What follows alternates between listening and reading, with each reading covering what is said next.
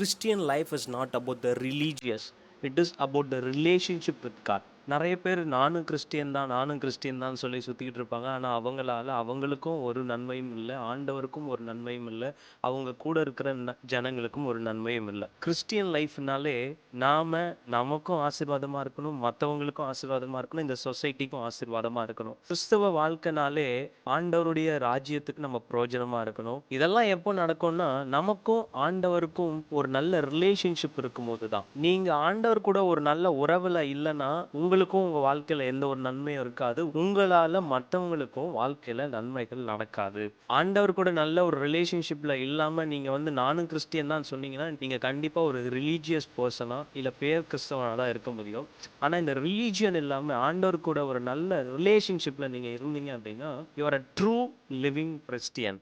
because